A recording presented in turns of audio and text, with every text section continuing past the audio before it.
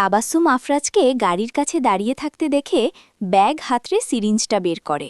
চোখে তীব্র নেশা নিয়ে ধীর পায়ে সামনে আগায়। আফরাজ ফোনে হেড স্যারের নাম্বারে কল দিচ্ছে, কিন্তু তিনি কল ধরছেন না দেখে বারংবার কল দিয়ে যাচ্ছে।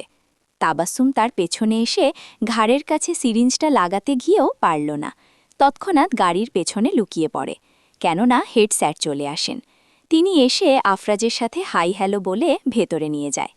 তাবাসসুম চোখের নেশা নিয়ন্ত্রণ করে সিরিঞ্জটা ব্যাগে রেখে দেয়, কিন্তু নিজের সাথে হওয়া অপমানের শোধ তুলতে নতুন ফোন দিয়ে আটে। শিক্ষক মণ্ডলীর কাছে নতুন নিয়ম জারি করে। নিয়ম বাস্তবায়নের জন্য সে বাসায় থাকাকালীন কৌশলে নাজিবার চোখ ফাঁকি দিয়ে তার লেকচার খাতা চুরি করে। খাতার কিছু পৃষ্ঠা ছিঁড়ে ফেলেছিল, যা নাজিবার অজানা। ক্লাসে নাজিবা মনোযোগ সহকারে ফিজিক্স ক্লাস করছে। তখনই ফিজিক্স স্যার পূর্বের লেকচার কপি চেক করতে চাইলেন। নাজিবার দিকে এগিয়ে এসে তার খাতা দেখার আক্ষেপ করেন। মিসেস নাজিবা, আপনার ফিজিক্স লেকচারের কপি কোথায়? স্যারের কথা শুনে হাস্যোজ্জ্বল মুখশ্রী নিয়ে ব্যাগ খুলে খাতা বের করলে দেখতে পেল তার খাতার কিছু অংশ ছেঁড়া। ভয় পেল নাজিবা। পুনরায় খাতা উল্টে পাল্টে চোখ বুলালো। নিজের মাথায় জোর দিয়ে ভেবেও কুল পেল না। স্যার কিছু বলার পূর্বেই ক্লাসরুমে প্রবেশ করলেন মিস তাবাসসুম। অন্য ম্যামকে দেখে ছাত্রছাত্রীগণ কিছুটা উদ্গ্রীব হয়ে পড়ল। তাবাসসুম মনে মনে বেশ খুশি। আজকে অহেতুক রুলস সে ফেলেছে টিচার্সের ওপর। তাবাসসুম কলিগদের সঙ্গে অন্তর্মর্মী স্বরূপ আচরণ করে বলে তারা তাকে সম্মান দেয়। সেই প্রেক্ষিতে তাবাসসুম নোটিশ পড়ে শোনাতে নাজিবার ক্লাসরুমে এসেছে। নাজিবাও স্থির দৃষ্টিতে চেয়ে রইল। গলা ঝেড়ে তাবাসসুম বলে, আজকের নতুন নোটিশ দেওয়া হয়েছে। সবাইকে স্যার ম্যাডামের দেওয়া লেকচারার কপি কালেক্ট করে রাখতে হবে, না হলে তার উপস্থিতির নামে ক্রস মার্ক করা হবে। এতে স্টুডেন্টসের 10% করে মার্কিং করার আদেশ জারি করা হয়েছে। সেই সাথে শাস্তি আবশ্যক। তাই সকল টিচার্সকে অনুরোধ করা হচ্ছে আজ থেকে এ প্রসেস চালু করতে। ধন্যবাদ। কথা শেষ করে তাবাসসুম ক্লাসে উপস্থিত তার কলিগের দিকে তাকিয়ে বলে, এখন স্যার আশা করি আপনি আপনার কাজ পরিপূর্ণভাবে পালন করবেন। মতের বিরোধ যাবেন না। যে লেকচার কপি দেখাতে পারবে না তাকে অন্তত 10 মিনিট কানে হাত চেপে ধরে দাঁড়িয়ে থাকতে হবে। কথাটুকু বলে তাবাসসুম বাঁকা হেসে নাজিবার দিকে এক পলক চেয়ে চলে যায়। নাজিবার খারাপ লাগছে। সে উপস্থিত থেকেও তার নামের পাশে ক্রস মার্কিং দেওয়া হয়েছে। স্যার অসহায় দৃষ্টিতে নাজিবার দিকে চাইলেন। তিনিও আদেশের বিরোধ যেতে পারবেন না। নাজিবাকে না চাইতেও শাস্তির দাবি মান্য করতে হলো। কান ধরে দাঁড়িয়ে থাকে। এতে স্যার লজ্জিত বোধ করলেও কিছু বলতে পারেন না। কিন্তু নাজিবার সঙ্গ দেয় কয়েকজন ছেলে মেয়ে, যা দেখে নাজিবা হাসল। কেননা যারা দাঁড়িয়েছে তারা নাজিবাকে হাসির পাত্রী হওয়া থেকে রক্ষা করেছে। জানালার বাহির থেকে এ দৃশ্য দেখে রেগে জ্বলে যাচ্ছে তাবাসসুম। মাটিতে পাড়া মেরে সেখান থেকে সরে যায়। অন্যথায় হেড স্যারের সামনে কপালে হাত রেখে বসে আছে আফরাজ। Head sir ঘামছেন। তিনি ঢোক গিলে আমতা আমতা করে বলেন, আসলে আফরাজ বাবা, প্রিন্সিপাল স্যার আমার অনুপস্থিতিতে এসেছিলেন, কিন্তু আমি আসার পরপর চলে যান। আমি তো এসবের কিছুই জানি না। আপনি আমার বাবার বয়সী, তাই বয়সের দিকে তাকিয়ে আপনার সঙ্গে বেদম প্রহার করছি না, বরং সতর্ক করছি, পরবর্তীতে আমার স্ত্রীর সঙ্গে কোনো প্রকার অশ্লীল কর্ম হয়ে থাকে তবে আপনার এই ভার্সিটি হিসেবে থাকবে, কিন্তু আপনি আর হেড স্যার থাকবেন না। আপনার কুকীর্তি ফাঁস করে দেওয়া আমরা 1 সেকেন্ডের ব্যাপার, so be careful sir. Afraz দাঁড়িয়ে যায়। তাকে দেখে হেড স্যারও দাঁড়িয়ে বাহির পর্যন্ত ছেড়ে দেয়। হঠাৎ তার মুখোমুখি হল তাবাসসুম। স্বেচ্ছায় হাত ধরতে গেলে আফরাজ দূরে সরে গেল। হাত গুটিয়ে নিল তাবাসসুম, তবুও দ্বিরুক্তিময় গলায় বলে, তোমার প্রথম বউ তো ক্লাসে, তাই দ্বিতীয় বউয়ের সাথে আলাপ করতে সমস্যা থাকার কথা নয়। একটুও মন চায় না তোমার প্রথম ভালোবাসার? তাবাসসুমকে বাজপথে থামিয়ে আফরাজ নিজেই বলতে লাগল, না, প্রথম না দ্বিতীয়। আমার ভালোবাসার একমাত্র রমণী হল আমার বিবিজান। তুমি ছিলে সাময়িক সময়ের মোহজাত প্রোডাক্ট, যার মূল্য ছিল মুখের কথায়, যার মূল্য ছিল ভোগের বস্তুতে, এবং যার শরীর নিজেই হেয় তাই বিক্রি করেছে। তোমার আর আমার বিবিজানের মাঝে বিস্তর ফারাক। এই ফারাকের সীমানা কখনো তুমি পেরিয়ে যেতে পারবে না। সে আমার অন্যরকম হৃদয়ের আঙিনায় ঘুমন্ত পড়ি। এখনও বলছি, সময় আছে, শোধরে নাও নিজেকে, না হলে তুমি আর তোমার মায়ের চেহারা লোকানোর স্থান খুঁজে পাবে না।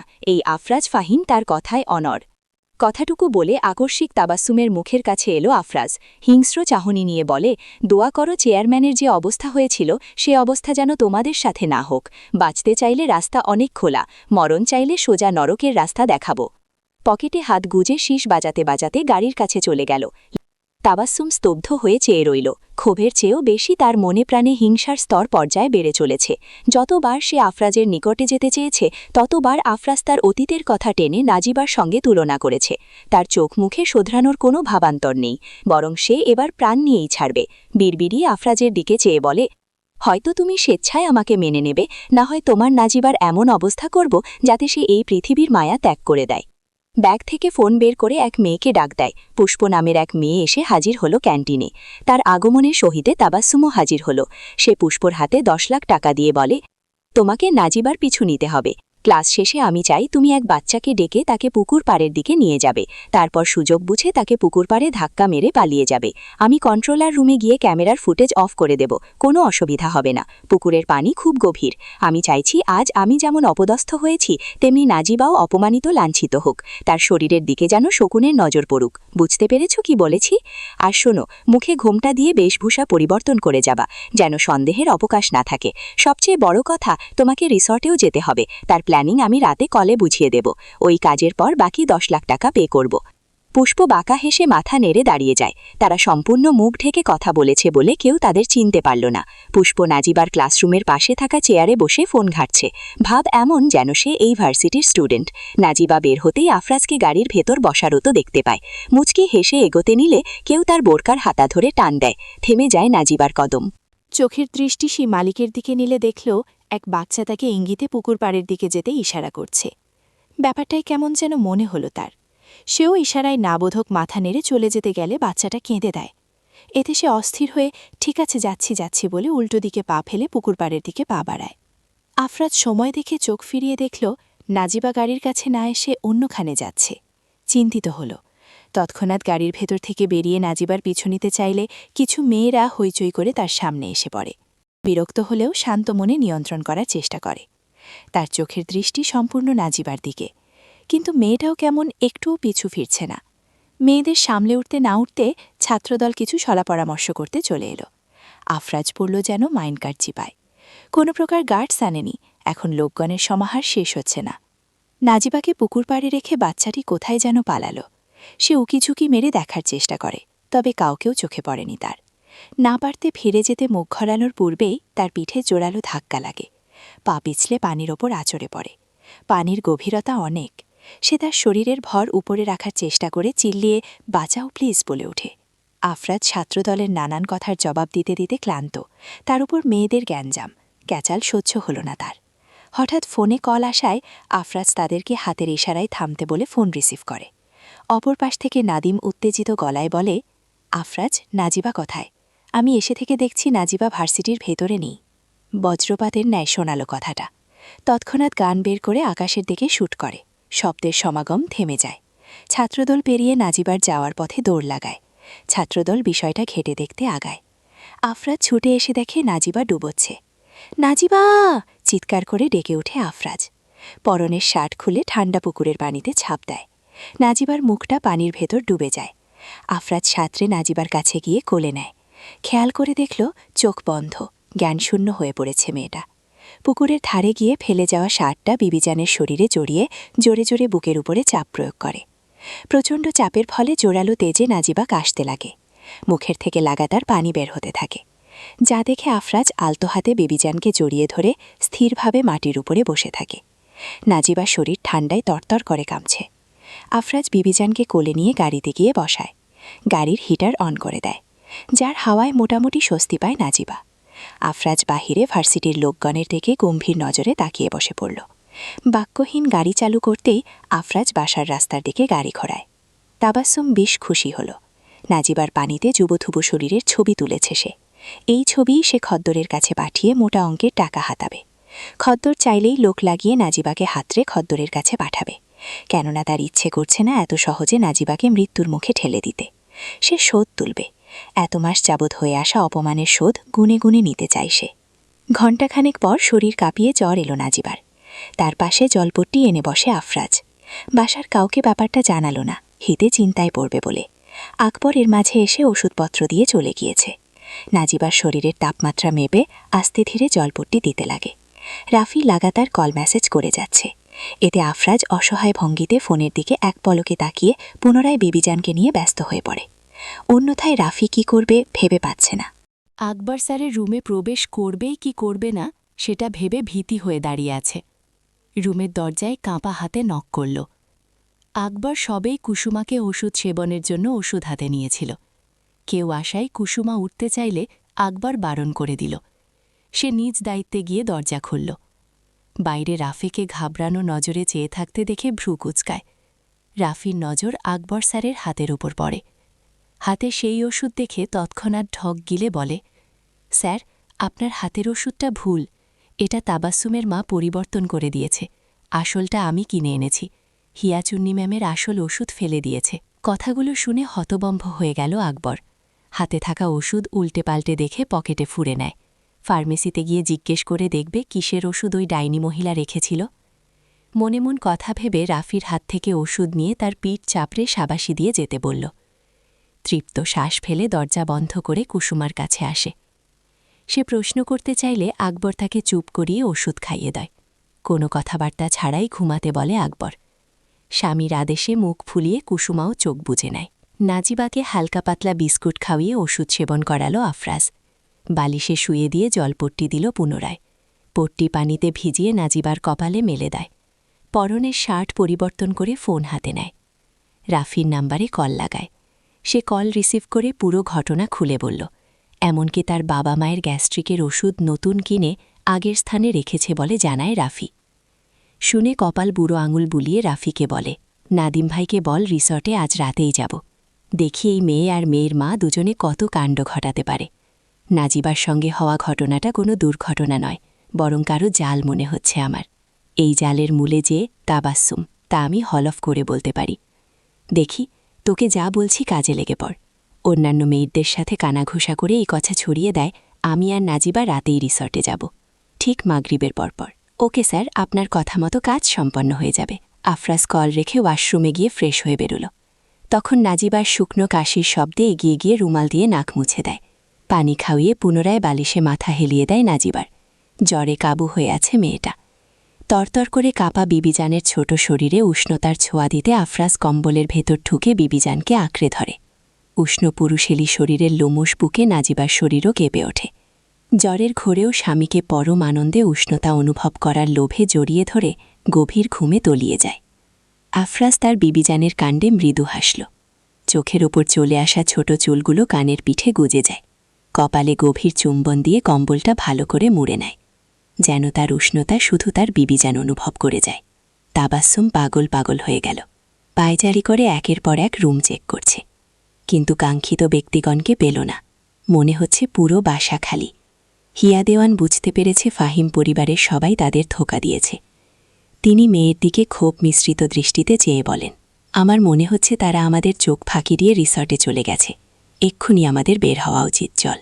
দাঁতে দাঁত চেপে তৎক্ষণাৎ মাকে নিয়ে বাসার থেকে বেরিয়ে যায় তাবাসসুম। তাদের কাণ্ড আড়াল থেকে নিশ্চুপে পরখ করছিল রাফি। মা বেটিকে যেতে দেখে নিজের মালিককে রিমাইন্ডার দিয়ে দেয়। এক ভ্যানের মধ্যে পুরো পরিবার বসে আছে। রিসর্টের প্রায় কাছেই চলে এসেছে তারা। পরিকল্পনা করে সবাই রিসর্টের জন্য বেরিয়েছে। রাফি রিমাইন্ডার পেয়ে বাঁকা হাসল আফরাজ। নাজিবা জানালার বাহিরে উৎসুক দৃষ্টিতে তাকিয়ে আছে। তার বিশ্বাস হচ্ছে না এত বড় রিসোর্টে তারা থাকবে। Beach side resort. নিজের কেবিনের জানালা থেকে ভ্যানগাড়ি ঢুকতে দেখে নাদিম উত্তেজিত হল। তার বোনকে কত বছর পর বুকে নিতে পারবে, সেই আশায় তার বুক ধরফর করছে। নাদিমের এরূপ দশা দেখে তার পিয়ে কাজল ফ্রু কুচকাল। মুখ বাঁকিয়ে বিড়বিড়িয়ে বলে, লুচ্চু ছিলে খালি মেয়েদের দিকে তাকাবে। আমার মতো সুন্দরীরে কি তোর চোখে পড়ে না, নাকি আমার মুখে কালি মাখা আছে? ধুর, তোর চোখেই ছানা পড়ছে। হারাম জাদা বস একখানা।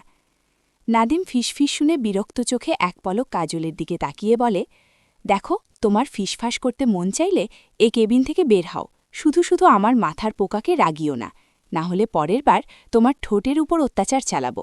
আগেরবার প্রথম ছিল বলে চোখের উপর ঠোঁট বসিয়েছিলাম। কথাগুলো বলে বাঁকা হাসল। বসের কথায় কাজল জমে যায়। আমতা আমতা করে রুমের থেকে বেরিয়ে গেল। নাদিম তার লজ্জাবতীর লাজ দেখে তৃপ্তি পেল। এই তো এক রমণী, যাকে ছাড়া তার জীবনে আর কেউ ছিল না। সেদিন পথের ফকির হয়ে ঘুরার বদলে এই রমণীর একজোড়া হাতের মুঠোয় নিজের হাত রাখতেই পুরোটা জীবন তার সঙ্গে পারাপার হওয়া। কখনো ভাবেওনি নাদিম তার মনের জগতে এই রমণী এতটা জায়গা করে নেবে। তাই তো প্রতি মুহূর্তে এই রমণীকে তার চাই মানে চাইই। নাদিম দরজার দিক থেকে চোখ ফিরিয়ে পুনরায় বাহিরের দিকে তাকায়। ওই যে তার বোন, কত বড় হয়ে গেল মেয়েটা। সে তো নিজ হাতে পুতুল এনে দিত। এখনও মনে হয় ভাইকে দেখলেই এসে বায়না ধরবে, ভাইয়া আজকে কিন্তু তুমি চকলেট আনোনি, আমি খুব রাগ করছি। ছোট বোনটার তোতলা কথা শুনে সে কতই না হেসে বায়নাগুলো পূর্ণ করত। ছোটবেলার কথা মনে পড়ায় তার চোখের কোণে কবে পানি জমালো টেরও পেল না। চোখ মুছে পরনে কোট জড়িয়ে নেয়, নিজস্ব সত্তাকে স্বাভাবিক রাখার প্রচেষ্টা মাত্র। তখন ফোনে কল আসার শব্দে নিজেকে ধাতস্থ করে, ফোনটি রিসিভ করে। অপর পাশ থেকে শালা কথাটি শুনে নিদো হাসল। শালা, আমার বউয়ের দিকে কুনজর দেওয়া বন্ধ কর, না হলে তোর একদিন কি আমার একদিন। জনাব, আপনি হয়তো ভুলে যাচ্ছেন, যাহাকে আপনি বউ বলিয়াছেন তাহা আমার রক্তের বোন লাগিয়াছে। আমি বলিলেই আমার বোন আমার কাছে থাকার জন্য মরিয়া হয়ে উঠিবে, তাই সাবধানে কথা বলিবেন। তুই তো শালার সুবিধার না, আমার বউকে ভাগিয়ে নিজের কাছে রাখার প্ল্যান করছিস। তোর পরিচয় গোপন রাখব, বলতাম না আমার কোনো শালাটালা আছে। তুই তোর বউয়ের আঁচলের নিচে গিয়ে মর, আমার বউয়ের আঁচল ধরে আমি খাপটে মেরে বসে থাকব। দেখি কোন বাপের সাহস কত বড় আমার বউকে ভাগানোর। চুপ বেড়া, নিচে থাক, আমি আসতেছি। নাদিম ফোন রেখে আবেগী মনকে নিয়ন্ত্রণ করে নিল। কেবিনের দরজা পেরিয়ে নিচের ফ্লোরে এগিয়ে গেল। সানন্দের সহিতে ফাহিম পরিবারের সদস্যদের আপ্যায়ন করা হচ্ছে। কাজল একের পর এক ফুল বিতরণ করছে। নাজিবার বিষয়টা বেশ আনন্দের লাগল। ফুলটা শুকে আফরাজের গালে কামড়ে দেয়, যা দেখে আফরাজ চোখ সরু করে তাকাল। নাজিবা পোচ দেওয়ার মতো মুখকুমুখ তার ফোনের ক্যামেরায় ক্যাপচার করে নিল। আকবর তো তার বউকে নকশার কারুকাজ করা স্থানে দাঁড় করিয়ে এক এক অ্যাঙ্গেলে ছবি তুলছে। জনাব ইসমাইল আর মিসেস ফেরদৌসি পরিবেশটা উপভোগ করছেন। রিসোর্টের ঠিক বিপরীতে রয়েছে নেভাল বিচ। আজ রাত বেশি হয়ে যাওয়ায় নেভাল বিচের দিকে যাবে না বলে ভেবে রাখল। হঠাৎ কারো আগমনে তাদের সকলের দৃষ্টি সেই মানুষটির দিকে পড়ে। কাজল বসকে দেখেই সকলের দৃষ্টিকর্ষণে ডেকে ওঠে। আফরাজ আর আকবর ব্যথিত সকলের চোখে মানুষটি নতুন। তার চেয়ে বড় কথা, পরিচয় হল এই রিসর্টটি তার। ট্যুরিস্ট অফ নেভাল রিসর্টটি দেখতে যেমন সুন্দর, তেমনি চোখধাঁধানো পরিবেশের মুগ্ধতা বিরাজ করে। কাজল পরিচয় করিয়ে দেয়। এতেও নাজিবার ভ্রুক্ষেপ নেই, তার চোখের দৃষ্টি স্থির, শরীরটা ঝঙ্কার দিয়ে উঠেছে বোধহয়। ঢোক গিলে আফরাজের হাতের ওপর থেকে হাত সরিয়ে নাকিব মুন্সিফ নামক লোকটির নিকট এগিয়ে গেল। নাকিব মুন্সিফ নামটা অন্যরকম হলেও নাদিম তো তার আসল নাম। নাদিমের ইচ্ছে করছে তার বোনটাকে ঝাপটে ধরতে, কিন্তু ফাজিলের হাড্ডি ফাজিল আফরাজ তার ব্যাপারে কোনো কথাও তুলছে না। রাগ পেলেও আফরাজের লুকানো শয়তানি হাসি দেখে মনে মন কয়েকটা গালি ছুঁড়ে মারল। মুখে কৃত্রিম হাসি ঝুলিলে রাখা তার পক্ষে কষ্টসাধ্য ব্যাপার হয়ে পড়ছে। নাজিবা অচেনা মানুষটির মুখোমুখি হল। তার মুখের আদলে সে কিছু একটা খোঁজে চলেছে। এমন আচরণ তো সে একজনের সাথেই করত। কাপা হাতে চোখ বুজে তার হাতের স্পর্শ নাকিব নামক লোকটির গালে ছুঁয়ে দেয়। জনাব ইসমাইল, মিসেস ফেরদৌসি আর কুসুমা অবাক চোখে চেয়ে আছে। তাদের কাছে দৃষ্টিকটু মনে হলেও আফরাজ আর আকবর ভাবলেশীন। দুজনের মতিগতি দেখে তারাও প্রশ্ন করার সাহস পাচ্ছে না। নাজিবার গলা পাকিয়ে কান্না আসছে। চোখ বুজে থাকা অবস্থায় চোখের কোণা দিয়ে পানি পড়ছে। সবাইকে অবাক করে দিয়ে নাদিম চট করে নাজিবাকে বুকে আগলে নেয়। কাজলের দৃষ্টিদয় শীতল হয়ে গেল। তার বুকের মধ্যে অজানা হারানোর বেদনা গ্রাস করছে। নাকিব কেন এই মেয়েকে জড়িয়ে ধরল? সে তো অন্যের স্ত্রী। তবে কি তার প্রাক্তন প্রেমিকা? কথাটা মাথায় আসতেই তার শরীর মন ক্রোধে কেঁপে ওঠে। বাক্যহীন তৎক্ষণাৎ নাদিমের শরীর থেকে হিঁচড়ে টান দিয়ে দূরে ধাক্কা দেয় নাজিবাকে। ভাগ্য ভালো বিধে আফরাজ কিছুটা আঁচ করতে পেরে তৎক্ষণাৎ তার বিবিজানকে আগলে নেয়। নাদিমের মেজাজ তুঙ্গে উঠল। মেয়েটা বাড়াবাড়ি করে ফেলেছে। নাজিবার স্থানে অন্য নারী হলে এ কাজ করলে সে মেনে নিত, কিন্তু তার বোনকে এভাবে আলাদা করা মানতে পারল না মোটেও। দাঁত চেপে কাজলের বাহু চেপে নিজের দিকে ফিরিয়ে জোরে সোরে চর বসাল। চরের প্রতিঘাতে কাজল ব্যালেন্স হারিয়ে ফ্লোরের ওপর পড়ে যায়। নাদিম চিৎকার করে বলে উঠে, তোর সাহস কেমনে হলো আমার বোনকে আমার বুকের ভেতর থেকে দূরে সরানোর? খুব বাড়াবাড়ি করছিস না। শোন, কালকে থেকে যেন তোকে অফিসের ধারে কাছেও না দেখি। Low class girl, low class পজিশনেই থাকবি। নিজের মেয়ের ওপর ঘাত হওয়া দেখে জনাব কাশেমের চোখে পানি চলে এলো। তিনি তৎক্ষণাৎ তার মালিকের কাছে গিয়ে ক্ষমা চাইল। কাশেম মিয়াকে দেখে নিজের রাগ নিয়ন্ত্রণ করার চেষ্টা করল নাদিম। কপালে হাত রেখে মুখ অন্যদিকে ফিরিয়ে বলে, আপনি আপনার মেয়েকে আমার চোখের সামনে থেকে নিয়ে যান। তাকে আমি এই মুহূর্তে আর চোখের সামনে দেখতে চাইছি না। কাজলের গাল ব্যথায় কাতরাচ্ছে, তবুও টু শব্দ অবধি করল না। একটু না হয় বাড়াবাড়ি করে ফেলেছে, তার মানে এই নয় সকলের চোখের সামনে তাকে অপদস্থ করবে। তার আত্মসম্মান বলতে কিছু তো আছে। চোখ মুছে বাবার হাত ধরে বলে, থ্যাংক ইউ স্যার আমার রাস্তা বুঝিয়ে দেওয়ার জন্যে। বাবাকে নিয়ে আর অপেক্ষা করল না, রাতের আধারে বেরিয়ে যায়। রাত হলেও রিসর্টের আশপাশ জুড়ে হইচই লাইটিং করা, তাই তারা নিশ্চিন্তে বাড়ি চলে যেতে পারবে। এতটুকু ধারণা করে তপ্ত শ্বাস ফেলল নাদিম। তার রাগ নিয়ন্ত্রণ থাকত, কিন্তু কাজল অতিরিক্ত চাপ প্রয়োগ করায় সে হাত উঠিয়ে ফেলেছে। নাজিবা বোবার মতো চেয়ে রইল। আফরাজ আমতা আমতা করে নাদিমের পিঠে চাপড় মেরে বলে, সরি রে দোস্ত, আমার উচিত ছিল সবাইকে তোর সত্য পরিচয় জানানো, না হলে আজ এমন পরিস্থিতিতে পড়তে হতো না। তুইও কম কিসে মামা, হবু ভাবি গার্লফ্রেন্ড জুটিয়ে বসে আছিস। আগে বললে তোর ভাগেরটারেও জানিয়ে দিতাম। এই না বলার ভুলটা কিন্তু তোর মামা, এই দোষ মোটেও আমি আমার মাথায় নেব না, নেভার এভার। বদমাইশ বেডা, ফাঁদে ফেলে এখন সান্ত্বনা না দিয়ে উল্টো টিটকারি মারছিস। ভুলে যাস না, বোনটা কিন্তু আমার। তো তাতে কি নিয়ে যা, বোনে ভাই নিয়ে যেতেই পারিস, আমি কি তাতে মানা করব নাকি? নাদিম চোখ রাঙালে আফরাজ হাত উঁচিয়ে বুঝছি বোঝায়। সকলের দিকে তাকিয়ে বিশেষত নাজিবাকে উদ্দেশ্য করে বলে, এই হল নাদিম মুসাররাত মোবারক আলী, আর মেহজাবিন সিরাতের বড় পুত্র, আর আমার বিবিজানের পরম মিত্র ভাই। এক বোনের স্পর্শের মর্ম এক বোনই বোঝে, কেননা ভাই তো তারই। কথাটা বলার পর নাজিবা পুনরায় নাদিমকে জড়িয়ে ধরে নিশ্চুপ কান্না করতে লাগে। নাদিম ব্যস্ত হয়ে পড়ে। বোনটা বড় হলে কি হবে, এখনও ছোট রয়ে গেল। বোনকে সোফায় বসিয়ে চোখজোড়া মুছে দিয়ে টিটকারি সুরে বলে, দোস্ত, বোন তো আমার বাচ্চা রয়ে গেল, তুই ওর সাথে উল্টাপাল্টা কিছু ভুলেও করবি না, না হলে আমি তোর এপার ওপার করে দেব। আফরাজ মুখ বাঁকিয়ে বলে, আসলো আমার কোথাকার কোন মেলায় হারিয়ে যাওয়া শালা। তোর বোন আমার বিবিজান, শুধু উল্টাপাল্টা করব না, বরং তোর কোলে উল্টা ৯-১০টা বাচ্চা দিয়ে পূর্ণ করে দেব দেখিস। খুব ভাব নিল কথাটা বলে। নাজিবার তো কান্না বন্ধ হয়ে গেল, কিন্তু আফরাজের কথায় বিড়ম্বনায় পড়ে গেল। নাদিম গলা ঝেড়ে অন্যদিক চোখের দৃষ্টি ফেলল। নাজিবা মুখ ফুলিয়ে চোখ রাঙায়, এতে বিন্দুমাত্র পাত্তা দিল না আফরাজ। নাদিম সেসবে খেয়াল না দিয়ে বোনের মাথায় হাত বুলিয়ে বলে, তোর কোনো কষ্ট হচ্ছে না তো আফরাজদের সাথে? আমার সাথে তোর খুব অভিমান, তাই না? আমাকে মাফ করে দিস রে বোন, তোর খারাপ সময়ে তোকে সামলানোর জন্য আমিও ততটা সবল ছিলাম না, তাই তো আমাদের উপরে আল্লাহ মেহেরবান হয়েছিলেন, তোকে তোর নিজের আসল স্থানে পাঠিয়ে দিলেন। তোর কাছে অটুট বন্ধন রক্ষাকারী একজন এলো। আফরাজ তোকে খুশি সুখী রাখবে, আমি জানি। রাগারাগি হবে স্বাভাবিক, আর আমি জানি তুই মানিয়ে নিবি। এই ভাইটার কাছেও কয়েকদিন পারলে থেকে শ্বশুরবাড়ি যাইস।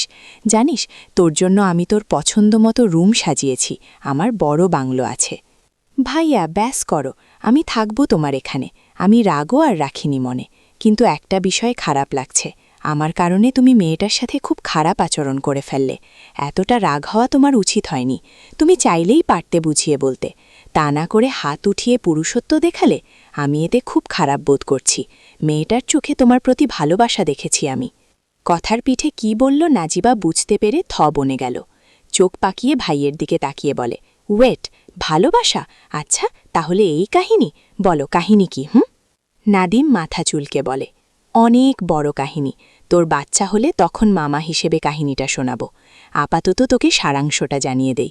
তোদের ছেড়ে পথের মিসকিন হওয়ার পর ওই মেয়েটাই ছিল আমার একমাত্র আশ্রয়। তার বাবা আমার এই রিসোর্টের দারোয়ান। আমি লুকিয়ে আমাদের বাবার কাছ থেকে পেয়েছিলাম ব্যবসার দলিলপত্র। তার তদারকি করতে নিজের নাম বদলে নাকিব মুন্সিফ রেখে ব্যবসা চালু করি। তাই তো দাহা বেহসান আমাকে ঘুণাক্ষরেন চিনতে পারেনি, বরং তার কাছে আমাকে সোনার হাঁস মনে হয়েছিল। আমিও তার মুখে টাকা ছুঁড়ে বাবার জমির টাকায় ব্যবসা চালাতে পেরেছিলাম। ওই মেয়েটা আমার মনের ক্ষুধার্ত জীবনের একমাত্র চিহ্ন। আজকে একটু বাড়তি রাগ দেখিয়েছি, বাট ডোন্ট ওয়ারি, তোর ভাই প্রেমিক হিসেবে বেশ রোমান্টিক। দেখবি কালকেই তোর হবু ভাবিকে সামনে হাজির করে দেব। দু ভাই বোন আপনা আপনি হেসে ফেলল। আফরাজ দূরে দাঁড়িয়ে দৃশ্যটি দেখে চোখ মুছল। তারও তো একটা বোন থাকার কথা ছিল, কিন্তু আল্লাহর ডাকে সাড়া দিতে গিয়ে ছেড়েই চলে গেল। আফরিন নামটা মায়ের মুখে আর অ্যালবামে কয়েকবার ছবি দেখেছিল। বোন নামক মানুষটির সাথে তারও খুব লাঘব থাকার কথা ছিল। হায় আফসোস, জীবনটা বড়ই অদ্ভুত।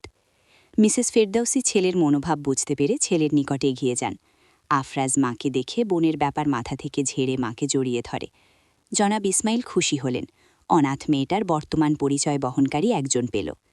তারা তো আছেই, কিন্তু শ্বশুরবাড়ির চেয়ে বাপের বাড়ির মায়া মমতা এক মেয়ে কখনো ভুলতে পারে না। দীর্ঘশ্বাস ফেললেন তিনি। স্ত্রী সন্তানের দিকে চেয়ে তিনি মনে মন দোয়া পাঠ করলেন, যেন কোনো কুনজর তাদের পরিবারের ওপর না পড়ে। খুব হাসা হচ্ছে সকলের, আমিও চলে এসেছি, দেখব কতদিন আর হাসতে পারিস তোরা। তাবাসুম সকলের হাসি মাখা চেহারা দেখে হাত মুঠোবদ্ধ করে আছে। সেও তার মায়ের হাত ধরে ভেতরে প্রবেশ করে।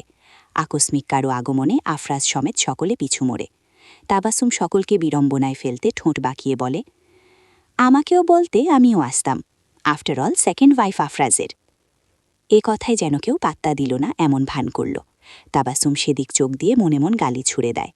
আফরাজের নিকটে যেতে নিলে নাজিবা শপথে হাজির হয়ে দাঁড়িয়ে যায়। ভান ধরল যেন সে তার স্বামীর পাশে কাউকেই সহ্য করতে পারবে না।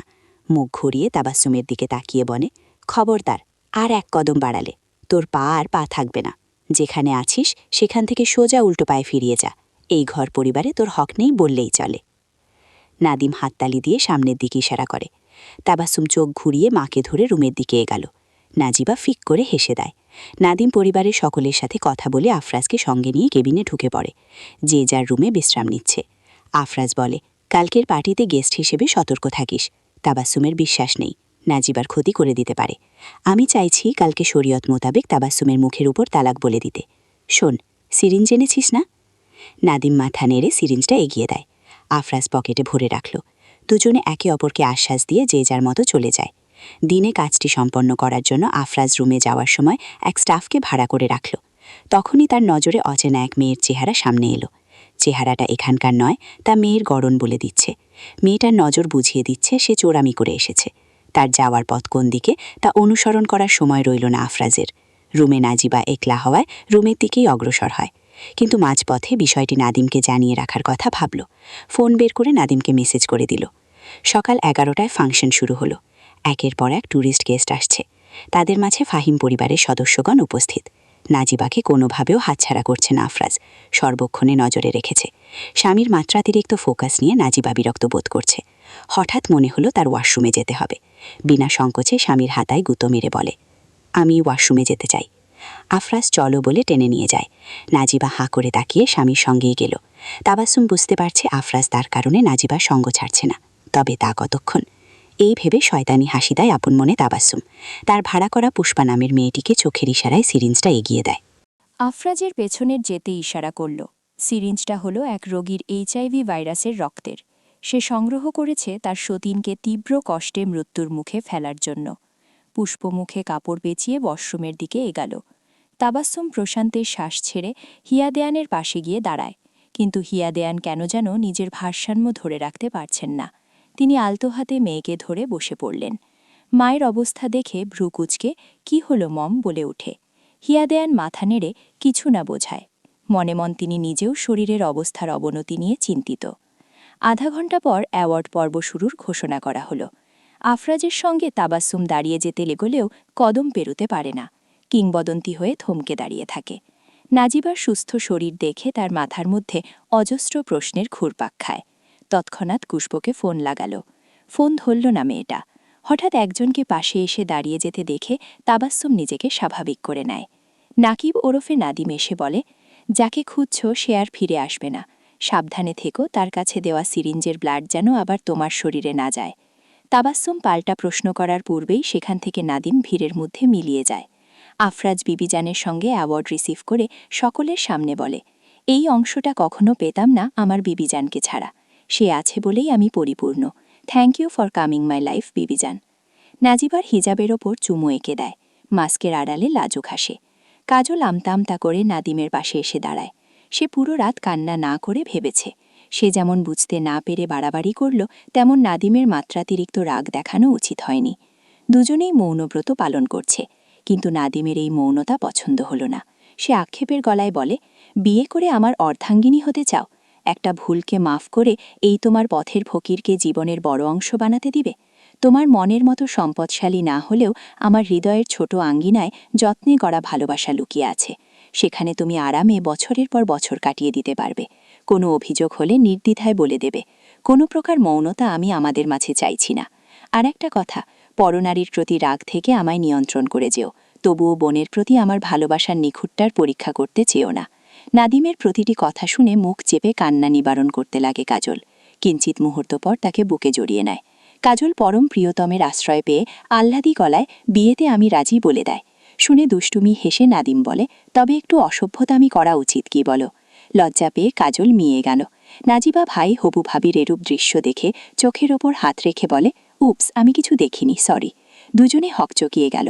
নাদিম মাথা চুলকে তখনই সরে যায়। কাজল পড়ল বিপাকে। পালিয়ে যেতে নিলে নাজিবা দিল না, বরং তাকে ধরে আবদারের ঝুলি নিয়ে বসে পড়ল। তাবাস্সুমের মাথা ঘুরছে। সে হিয়া দেয়ানের পাশে বসে পড়ল। আফরাজ, আকবর, নাদিম আর জনাবে ইসমাইল সামনে গিয়ে দাঁড়াল। তাদের স্ত্রীগণ রিসর্টের ভেতরের রুমে আছে। আফরাজ বুকের উপর হাত ভাঁজ করে বলে, আজ পরিবারের সবাইকে সাক্ষী মানে তোমাকে 3 তালাক দিচ্ছি। 1 তালাক আমার বিবিজানকে অপদস্থ আর ভাইরাস আক্রান্ত করার প্রচেষ্টা করায়। 2 তালাক মা মেয়ে মিলে জঘন্য পরিকল্পনা করার জন্য। আর 3 তালাক আমার জীবন থেকে সরে যাওয়ার জন্য। আলবিদা। নিজের কথা ব্যক্ত করে রাফিকে কল দিয়ে ডাকে। তাবাস্সুমের মুখে কোনো কথা নেই, কেননা প্রথম তালাকের কারণ শুনে বুঝে গিয়েছে তার শরীরে ভাইরাসটি ছড়িয়ে পড়েছে। বোবার মতো মায়ের দিকে তাকায়। তার মায়ের চেহারা ফ্যাকাশে হয়ে গিয়েছে। হাত পা অজান্তেই বেঁকে যাচ্ছে। প্যারালাইজের লক্ষণ বলা চলে। রাফি লেডিগার্ডস নিয়ে তাবাস্সুম আর তার মাকে ধরে উঠালো। তাবাস্সুম আর চোখে আফরাজের দিকে তাকায়। বোবার মুখে কথার বুলি না থাকলেও হৃদয়ের মাঝে অগ্নি ঠিকই জ্বলছে। হুঙ্কার ছেড়ে তৎক্ষণাৎ হাতের ব্যাগ থেকে ছোট আতরের বোতল নিয়ে বোতলের মুখ খুলে নেয়। কেউ কিছু বোঝার পূর্বেই চিৎকার গড়ে ওঠে নাদিম। 3 জন হতভম্ব হয়ে গেল। আফরাজের হাতের ওপর অ্যাসিড পড়তে গিয়েও পড়ল না। নাদিম এসে ঢাল হয়ে দাঁড়িয়ে যায়। এ কারণে তার হাতে অ্যাসিড লেগে যায়। লেডিগার্ডস গুলিবিদ্ধ করে দেয় তাবাস্সুমের শরীরকে। মুহূর্তেই তাবাস্সুমের শরীর রক্তাক্ত হয়ে গেল। তবুও তার মুখে তৃপ্তির হাসি। সে নাজিবাকে মৃত্যু দিতে না পারলেও তার ভাইকে পুড়াতে পেরেছে। এই যেন তার জীবনের সার্থকতা। হিয়া দেয়ান মেয়ের নিথর শরীরের দিকে তাকিয়ে চোখের পানি ফেলতে লাগেন। কথা বলার জো নেই। রাফি তাবাস্সুমের লাশকে নিয়ে তদন্তহীন ঝামেলা মেটাতে গেল।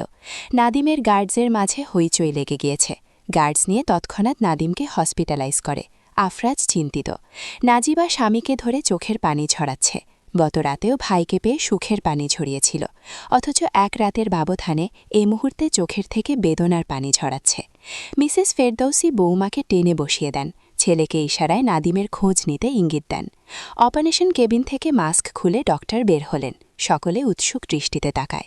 ডক্টর বলেন, I am sorry to say, acid বাজেভাবে লেগেছে মিস্টার নাদিমের বাম হাতে। কয়েক মাস পর বাম হাতটা নাড়াচাড়া করতে পারবেন, তার আগে নয়। কিন্তু ওষুধের ওপর রাখতে হবে যেন হাতটা অচল না হয়ে পড়ে। আর দুঃখের সঙ্গে বলতে হচ্ছে, অ্যাসিডের দাগটা আজীবন রয়ে যাবে। ভারী কাজ করতে হলে হেল্পিং হ্যান্ড লাগবে। Now patient is resting. After half hour we shift him in the cabin. নামাজ রুম থেকে বের হয়ে অপারেশন রুমের দিকে আসছিল কাজল। এসেই ডক্টরের কথা শুনে ফেলে। চোখ মুখের বেহাল দশা বানিয়েছে। কাজলের বাবা ডক্টরের কথা শুনে মনে মন মেয়ের ভালোবাসার সিদ্ধান্ত নিয়ে আপত্তি জানান। অনর কাজল বাবার মুখের দিকে চেয়ে বলে, যাকে ভালোবাসি তাকে কখনো পরিস্থিতির খাতিরে ফেলে চড়ে যাব না আমি। আমার নাদিম অচল হলেও তাকে আমি স্বামী রূপে মেনে নেব, তবে তাকে ছাড়া অন্য কেউ নয়। মেয়ের কথায় কাজলের বাবা খুশি হলেন। এবার নাদিমের জাগ্রত হওয়ার অপেক্ষা শুধু। ঘুম ভাঙে নাদিমের। পাশে কান্নাময় চেহারা নিয়ে বোনকে বসে থাকতে দেখল। বোনের হাত ধরতে ডান হাত ওঠাতে নিলে নাজিবা নিজে ভাইয়ের হাত ধরল। নাদিম বলে, তোর সুখকে বাঁচিয়েছি, বিনিময়ে আমার খুশিকে প্রাধান্য দিস। ভাইয়ের কথার অর্থ বুঝতে পেরে নাজিবা মাথা নাড়ল। নাদিম সকলের সাথে টুকটাক কথা সারলেও তার চোখজোড়া এক রমণীর উপস্থিতি খুব করে অনুভব করছে। জানে না মেয়েটা নিজের কি হাল করেছে। আদৌ সুস্থ আছে কিনা বুঝতে পারছে না। লজ্জায় বোনে শ্বশুরবাড়ির কাউকেও জিজ্ঞেস করছে না। বোন কি ভাববে তা ভেবে মৌন রইল। অথচ নাজিবা ভাইয়ের অস্থিরতা ঠিকই ধরতে পেরেছে। কেশে সকলকে নিয়ে কেবিন থেকে বেরিয়ে যায়। তখন দিমি পায়ে প্রবেশ করে কাজল। তার দিকে শীতল নয়ন ফেলল নাদিম। মেয়েটার চোখের কোণে পানি চকচক করছে। পুনরায় রাতের কথাটি তুলে বলে, আমাকে কি আর বিয়ে করবে কাজললতা? আমি কি আর তোমার স্বামীর যোগ্য রয়েছি, নাকি আমার এই অ্যাসিড পোড়ানো হাত দেখে অযোগ্য হয়ে পড়লাম? তুমি নিঃসংকোচে বলতে পারো, আমি নিজ হাতে আমার কাজললতার বিয়ে অন্য পারে দেব। আমি অযোগ্য হলেও আমার হৃদয় নিংড়ানো ভালোবাসা কখনো মিথ্যা হবে না। ব্যাস, চুপ করুন। এ তো কথা বলেছি আমি, বদমাইশ হারামজাদা কুত্তা। গালি ছুঁড়ে কোনো দিকবেদিক না মেনে নাদিমের নিকট ছুটে গিয়ে ওষ্ঠজোড়া মিলিয়ে দেয়। নাদিমের চোখজোড়া বড় বড় হয়ে গেল। তার হবু অর্ধাঙ্গিনী এত ফাস্ট জানা ছিল না তার। কাজল পরম আবেশে নাদিমের পাশে খানিক স্থান জুড়ে বসে দুজোড়ার শুকনো ওষ্ঠদ্বয় ভিজিয়ে নিচ্ছে। আফরাজ তার শালকের প্রাইভেসির জন্য সকলকে নিয়ে রিসেপশনে চলে যায়। আকবর, রাফি, জনাব ইসমাইল থাকল হাসপাতালে। আফরাজ মহিলাগণকে রিসর্টে না রেখে বাসায় ছেড়ে হসপিটালে ফিরে আসল। 5 মাস 3 সপ্তাহ পর নাজিবার দম ফেলার অবকাশ পাচ্ছে না। নিজ হাতে নাদিম ভাইয়ের বিয়ের আয়োজন করছে। কুসুমার ভারী পেট নিয়ে কাজ করা অসম্ভব, অসহায়ের মতো তাকিয়ে আছে। তারও ইচ্ছা করছে বিয়ের আনন্দ উপভোগ করতে।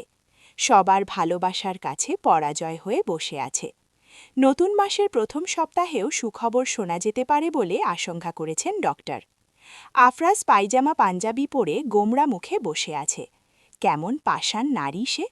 তার 8-10 ভাইয়ের বিয়ে বলে সে আর কুসুমা ভাবি রাতের আধারেই বাসায় চলে গেল। ফোনের দিকে বারংবার চোখের দৃষ্টি ফেলছে।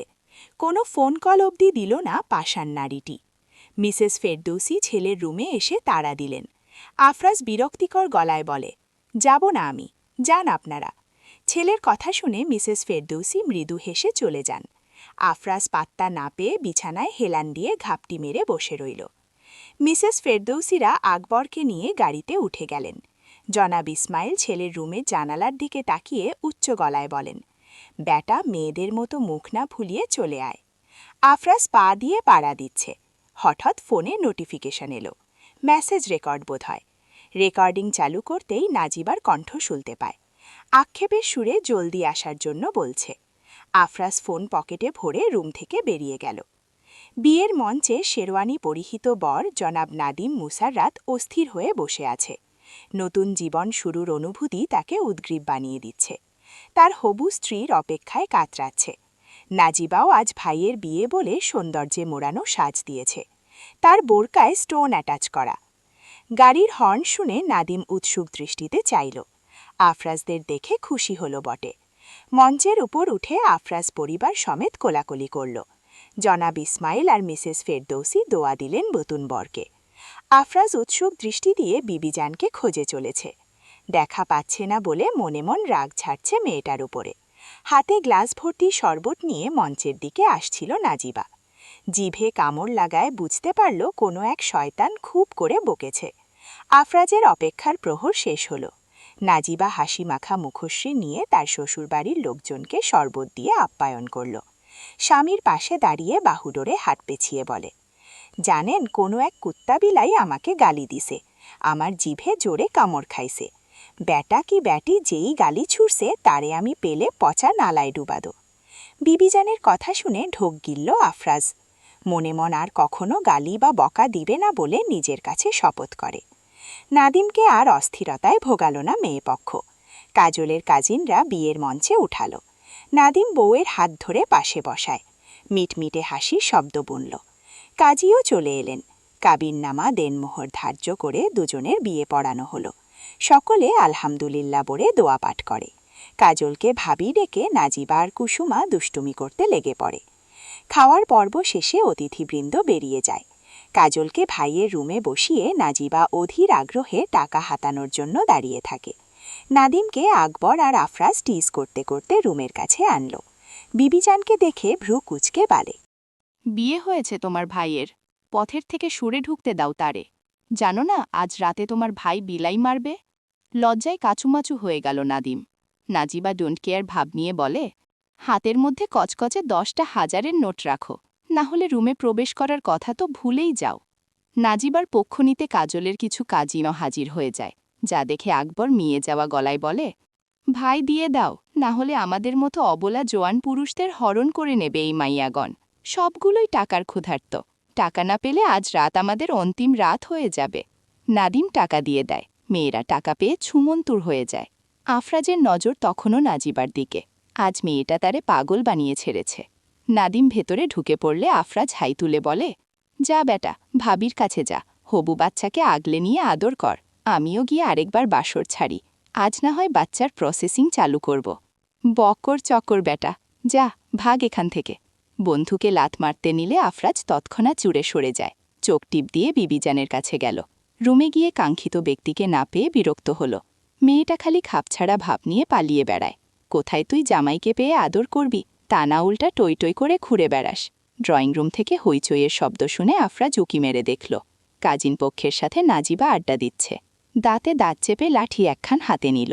তাদের মাঝে গিয়ে বলে, সবার টাকা ভাগাভাগি শেষ, এক একটা ডান্ডার বাড়ি খেতে না চাইলে যে তার রুমে পালাও। তাদের আর পায়কে হুড়মুড় করে নাজিবাকে রেখে পালিয়ে যায়। লাঠিটা রেখে বুকের ওপর হাত গোজল আফরাজ। স্বামীর নীরব মেজাজ দেখে আমতা আমতা করে বলে, আমি আজকে ভাবির কাছে থাকি কেমন? কথা বলার অজুহাত না পেয়ে এটুকু বলে পালাতে নিলে আফরাজ পাজাকোলা করে নেয়। নাজিবা ভীতি গলায় বলে, দেখেন উল্টাপাল্টা কিছু করলে ভাইকে বলে দেব। দাও দেখি, আজ আমার শালাও বাপ হওয়ার প্রসেসিং নেবে। এদিকে আমি 1 বছরের মতো হচ্ছে বিয়ে করেছি। বাপ টাকার কত দেরিতে শুনব। আজ আমিও চক্কা মারব। Get ready বিবিজান। নাজিবা মাথা নেড়ে না না করছে, ছাড় পেল না। রুমে গিয়ে বিবিজানকে আপন করতে ব্যস্ত হয়ে পড়ে আফরাজ। মন মস্তিষ্কে শুধুই এখন তার বিবিজান। সুখের মুহূর্তে আফরাজ ফিসফিসিয়ে বলে, আমার বিবিজানকে আমি হৃদয়াঙ্গনে আগলে নিচ্ছি। পরম আবেশে নাজিবা আঁকড়ে ধরল তার আফরাজকে। 2 বছর পর কুসুমা তার 2 বছরের বাচ্চা আজিমকে কোলে নিয়ে চিন্তিত মুখে নাজিবার পাশে বসে রইল। আজিমকে বিছানায় শুয়ে দেয়। আজিম তার বড় মাকে খুব পছন্দ করে, কারণ কুসুমা অসুস্থ অবস্থায় নাজিবা মায়ের মমতায় পালন করত। হামাগুড়ি দিয়ে নাজিবার কোলে মাথা রাখে। আফরাজ 3 মাস হলো দেশের বাহিরে গিয়েছে। তার সাথে কন্ট্যাক্টও করা যাচ্ছে না। ছেলেটা এমন কেন কুসুমা বোঝে না। তার বউ তো চিন্তায় চোখের নিচে কালি বসিয়ে ফেলেছে। বৌমার আকস্মিক মাথা ঘুরে পড়ে যাওয়ায় মিসেস ফেরদৌসি বেশ ভয় পেয়েছেন। জনাব ইসমাইল চিন্তিত গলায় জিজ্ঞেস করলেন, আমাদের বৌমা ঠিক আছে তো ডক্টর? আপনি কিছু বলছেন না যে? কি বলবো, আপনাদের খুব সতর্ক হওয়া উচিত। আপনাদের বাড়ির বউ যে 3 মাসের গর্ভবতী, সে খবর রেখেছেন? ডক্টরের হাস্যোজ্জ্বল মুখশ্রী থেকে কথাগুলো শুনে সকলের মুখে হাসি ফুটল। জনাব ইসমাইল আলহামদুলিল্লাহ বললেন। তৎক্ষণাৎ আকবরকে মিষ্টির যোগান দিতে বলেন। সেও চাচা হওয়ার খুশিতে আফরাজকে মেসেজ করে দেয়। অন্যথায় আফরাজ মিটিংয়ে ব্যস্ত ছিল, প্রেজেন্টেশন দিচ্ছিল। তার ফোনে মেসেজ আসায় চোখের দৃষ্টি সেদিক দিতে পারল না। বিদেশে আসার পর থেকেই মিটিং, কাজের চাপে বাসার কারো সাথে কথা বলতে পারছিল না। ফোন দেখার সময় অবধি পেত না। আকবর একটু আটু বাসার খবর সম্পর্কে রেকর্ড পাঠাত। নাজিবার মেসেজ কল দেখেও রিপ্লাই করত না, কারণ তারও মন জ্বলত। কাজের চাপে নিজেকে ডুবিয়ে রাখত। কাজ যত জলদি শেষ করবে তত জলদি সে বাসায় ফিরতে পারবে। 2.5 ঘন্টা পরে কেবিনে ফিরে এসে বসল আফরাজ। ফোন হাতে নিয়ে আকবরের পাঠানো মেসেজটা পড়ল। আমি চাচা হতে যাচ্ছি। আফরাজ বুঝল না, পাত্তাহীন রেখে দিল। পরক্ষণে টনক নড়ে। আকবর চাচা হচ্ছে মানে? কথাটা তার মস্তিষ্কে জোয়ার তুলল। ফোন হাতে নিয়ে পুনরায় মেসেজটা পড়ে। হঠাৎ খুশিতে চিল্লিয়ে ওঠে। তৎক্ষণাৎ বিবিজানকে কল দেয়। স্বামীর কল পেয়ে মুখ ফিরিয়ে নেয় নাজিবা। এরোপ্লেন মোড অন করে রেখে দেয় ফোন। আফরাজ বিবিজানের অভিমান বুঝতে পারল। কালকেই শেষ প্রেজেন্টেশনটা রেডি করে ফেলবে। এরপর বিবিজানের অভিমান ভাঙাতে ফিরে যাবে। পরের রাত প্রায় 3টে নাগাদ তাহাজ্জুদের নামাজ আদায়ে বসেছে নাজিবা। মিনিট খানেক পর সালাম ফেরানো শেষে তার চোখ জোড়া খুলে পাশে আফরাজকে দেখে স্তব্ধ হল। পর মুহূর্তে খিলখিলিয়ে হেসে স্বামীকে বুকের উপর লুটে পড়ে। রাত 2টার সময় দেশের মধ্যে পৌঁছেছে আফরাজ। নাজিবা ব্যতীত সকলের আফরাজের আগমন বার্তা জানা। জনাব ইসমাইল, আকবর আর নাদিম এয়ারপোর্টে অপেক্ষা করছিল। আফরাজের উতলা মন বিবিজানকে দেখার জন্য ছটপট করছে। নাদিমের সাথে মজামাস্তির মাঝে মোবারকবাদ দিল। কেননা নাদিম বাবা হয়েছে সপ্তাহখানেক হবে। তার কন্যা সন্তানের ছবি দেখেছিল ফোনে। নাম কণিকা মেহজাবিন রেখেছে। নাদিম হেসে বলে, তুইও কম কিসে, মাশাআল্লাহ, অবশেষে বাচ্চার বাপ হতে চলেছিস। আফরাজ হাসল। 2 বছর অপেক্ষার পর তাদের কোল জুড়ে সন্তান আসতে চলেছে। 2 বছর আগেও নাজিবার প্রেগন্যান্সি নিয়ে বেশ চিন্তিত ছিল। মেয়েটা গর্ভধারণ করতে না পারার কষ্টে নেতিয়ে পড়েছিল। ডক্টর দেখিয়েও লাভ হয়নি। রিপোর্টে সব শুদ্ধ পাওয়া যেত। বিঘ্নিত মনে নাজিবাও দূরত্ব বাড়ায়, কিন্তু আফরাজ অসীম ধৈর্য দ্বারা বিবাহ সম্পর্ককে অটুট রাখে। প্রতি সময় আল্লাহর কাছে মানত করত। সবচেয়ে বড় ব্যাপার, আফরাজ তাবাসসুমের মায়ের সুস্থতা কামনা করে ভালো আশ্রমে রেখেছে। সব হারিয়ে হিয়া দেয়ানের মাঝে কোনো প্রতিহিংসা নেই। তিনিও মনে মন আফরাজ আর নাজিবার জন্য দোয়া করেন। প্রশান্তির শ্বাস ছেলে আফরাজ গাড়ি থেকে নামে। তরফরিয়ে বিবিজানের দর্শন পেতে রুমে চলে যায়। সেখানে নামাজরত বিবিজানকে দেখে সেও পরিপাটি হয়ে নামাজে বসে পড়ে। স্বামীকে পেয়ে নাজিবা আহ্লাদি গলায় বলে, আর কিন্তু কষ্ট দিবেন না, না হলে আমি আমাদের বাবুকে নালিশ দেব। তাহলে তো আমার বাবুর আম্মুর খুব যত্ন নিতে হবে, না হয় পুচকা বা পুচকি এসে জ্বর মারবে। কথাটা বলে বিবিজানের পেটে আলতো হাত ছুঁয়ে চুম্বন দেয় আফরাজ। বিবিজানের গালে এক হাত রেখে বলে, আজীবন আমার হয়ে খেকো বিবিজান, শুধুই আমার হৃদয়ের আঙিনায় অন্যরকম তুমিময় হৃদয়াঙ্গন রূপে থেকো। স্বামীর হাত আঁকড়ে ধরে মিহি গলায় বলে, ইনশাল্লাহ থাকব। আফরাজ বিবিজানকে বুকে আগলে রেখে জানালার বাহিরে আকাশের মধ্যে লুকোচুরি করা মেঘের দিকে চেয়ে থেকে আদুরীয় কণ্ঠে কথার ঝুলি খুলে বসে। একফালি চাঁদের রোশনিতে তারা নিজেদের মনভাব প্রকাশ করছে। সমাপ্ত।